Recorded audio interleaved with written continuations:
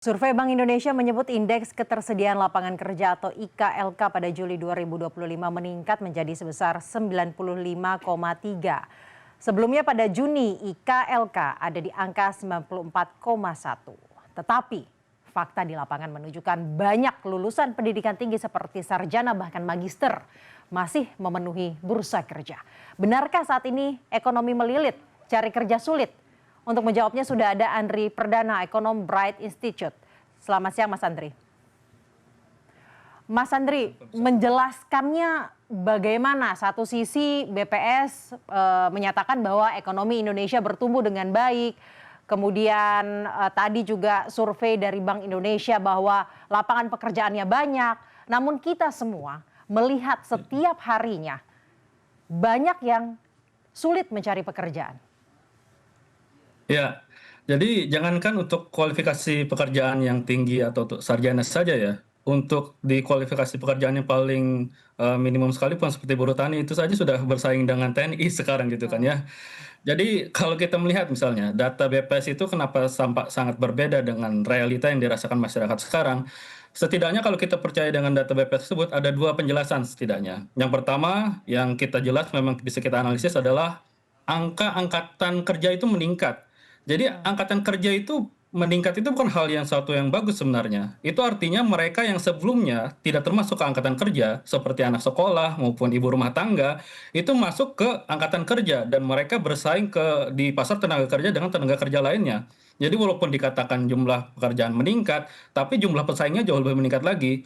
Ini disebabkan karena mereka yang tadinya masih bisa sekolah, masih bisa menempuh ke pendidikan menengah, terus ke menengah atas dan perguruan tinggi, mereka setelah lulus SD, SMP langsung masuk ke pasar tenaga kerja, bersaing dengan tenaga kerja yang saat ini sudah sangat mati-matian bersaing.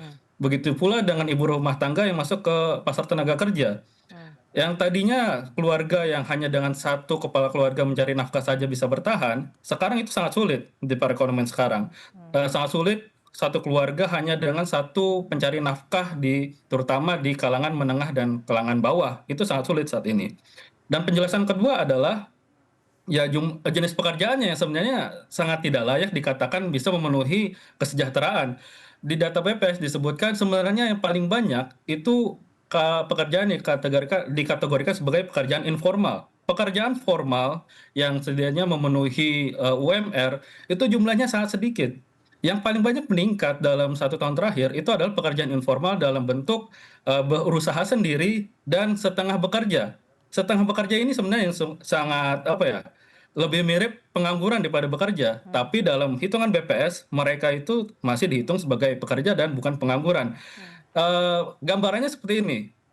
Ketika ada orang baru lulus gitu kan, fresh graduate lah dikatakan, mereka belum bisa mendapatkan pekerjaan, terus mereka membantu usaha orang tua atau menjaga warung, walaupun mereka cuma 3 jam per minggu menjaga warung tersebut, itu dihitung dalam pendataan ya bukan sebagai pengangguran, walaupun cuma 3 jam per minggu. Dan secara data pertumbuhannya dari BPS kemarin itu yang paling besar. Begitu pula dengan seperti tadi kita lihat ibu rumah tangga yang masuk ke angkatan kerja itu mereka bekerja di kategori berusaha sendiri seperti pedagang-pedagang asongan, pedagang mikro terutama ya, yang mana itu kalau kita lihat data pendapatannya rata-rata tidak sampai seperempat dari UMR. Jadi walaupun dikatakan jumlah pekerjaan menambah ataupun secara persentase jumlah pengangguran itu turun menurut data BPS kemarin, ya pekerjaannya itu yang tidak bisa dikatakan pekerjaan yang layak untuk bisa memenuhi kesejahteraan karena apa ya, Mas Andri, apakah itu seperempat gaji artinya, tersebut ya. baik, Mas Andri, apakah itu artinya sebenarnya indikator yang digunakan untuk menghitung hal-hal tersebut ini tidak tepat dan tidak menggambarkan fakta sebenarnya? Iya, karena mereka yang dikategorikan walaupun sebagai bekerja, mereka yang berada di kategori bekerja sendiri dan juga setengah bekerja, itu kalau dirata-ratakan jumlah pendapatan mereka hanya sebesar seperempat dari UMR kalau kita rata-ratakan. Jadi ya UMR saja kan masih banyak yang kesulitan untuk memenuhi kebutuhan masing-masing sendiri, apalagi untuk memenuhi kebutuhan keluarga yang rata-rata di 4 orang gitu kan. Kalau di Indonesia rata-rata jumlah keluarga itu sekitar 3-4 orang. Dan itulah yang membuat walaupun mereka dikategorikan sebagai tidak pengangguran, mereka secara pendapatan itu ya sangat sulit dikatakan bisa memenuhi kebutuhan. Itulah yang dikatakan mengapa kalau kita masuk ke tingkatan tingkatan pekerjaan yang layak, yaitu yang banyak di kategori pekerjaan formal, itu jumlahnya sangat sedikit. Dan pekerjaan formal inilah yang sebenarnya yang kalau dikatakan itu menurun, dan itulah mengapa faktor pencari kerja itu sangat sulit sekarang. Ya, jumlah pekerjaan formalnya menurun. Itu Kalau mau artinya disuruh ke pekerjaan informal, baik, itu seperti itu. artinya angka yang bagus dari BPS maupun tadi survei Bank Indonesia hanya fata morgana.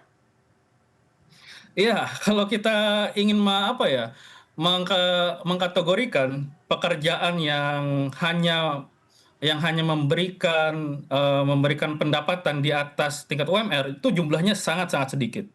Kalau kita ingin membuat data seperti itu, yang mana itu data itu tidak disebutkan ya, ya itu jumlahnya akan jauh jauh sangat besar, dan itulah yang tidak disebutkan. Jadi kalau dikatakan apakah ini kita masih mengasumsikan data tersebut benar gitu kan ya, tidak ada manipulasi dalam data BPS tersebut. Tapi tanpa ada manipulasi itu sendiri, yang disebutkan fata morgana itu kan penyajiannya itu kan. Penyajian yang disajikan adalah data pekerja yang penting bekerja walaupun cuma tiga jam per minggu, dan itu secara pendapatan sangat tidak mumpuni. Ya sekarang artinya fata morgana itu tergantung kita ingin menyajikan suatu kenyataan atau menyajikan suatu yang ya memang tidak ada maknanya bagi kesejahteraan masyarakat seperti itu. Itu artinya data ini tidak menyajikan kenyataan yang sebenarnya. Ya, tidak berguna bagi masyarakat yang saat ini merasa sangat perlu adanya peningkatan pekerjaan yang layak. Kalau datanya seperti ini saja ya, kita akan merasa bahwa kondisi ketenagakerjaan dan kondisi lapangan pekerjaan kita masih baik-baik saja gitu kan. Dan dikatakan dengan janji lapangan kerja 19 juta lapangan pekerjaan misalnya, ya itu tidak dianggap akan berhasil-berhasil saja. Padahal kenyataannya sangat berkebalikan dengan itu. Jadi kita Baik, perlu data yang sebenarnya sesuai dengan kondisi keresahan masyarakat saat ini, dan data yang data disajikan yang itu tidak sesuai dengan keresahan. angka yang Anda miliki sebenarnya seperti apa? Data yang saya miliki ya gitu ya. Yang kita perhatikan, yang kita miliki kan kita juga ini ya, data yang kita proses itu di lembaga-lembaga ekonomi itu juga data yang berdasarkan dari Susenas, dari BPS juga. Kita mengasumsikan data tersebut setidaknya tidak dimanipulasi di sana. Tapi memang yang kita temukan bahwa kalau kita masuk ke data mereka tingkat pendapatan ya, karena kan kalau tingkat seperti saya sebutkan tadi, kalau hanya bekerja saja tapi pendapatannya tidak mumpuni kan ya sama saja tidak bekerja gitu kan. Tapi kalau kita ingin menghitung mereka yang benar-benar bekerja di sektor formal dengan pendapatan yang mumpuni, itu jumlahnya tidak sampai seperempat dari jumlah pekerja saat ini. Dan karena mayoritas berada di tingkatan informal dan terutama di bekerja sendiri dan setengah bekerja. Itu yang paling meningkat jumlah pekerja ya di 1 tahun terakhir. Baik, itu artinya kalau faktor dan indikatornya tidak Ya. kemudian diperbaiki, ini justru fakta di lapangan akan semakin buruk ya? Ya, jadi karena dikatakan pemerintah sudah membuka lapangan pekerjaan jutaan lapangan pekerjaan gitu kan. Padahal yang kita lihat datanya dalam 1 tahun terakhir paling meningkat adalah mereka yang berusaha sendiri. Artinya ya masyarakat yang berusaha sendiri membuka lapangan pekerjaan tersebut, dan lapangan pekerjaan tersebut adalah lapangan pekerjaan mikro, Baik, terutama pedagang-pedagang asongan, yang mana itu ya secara pendapatan tidak sampai seperempat rata-rata dari UMR. baik. Dan itulah yang kita lihat.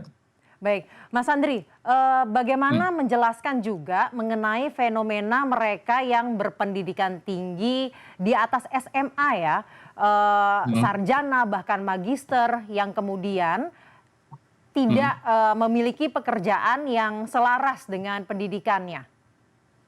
Ya, ini pada intinya adalah terjadi ketika pekerjaan formal itu tidak tumbuh. Kenapa ini tidak tumbuh?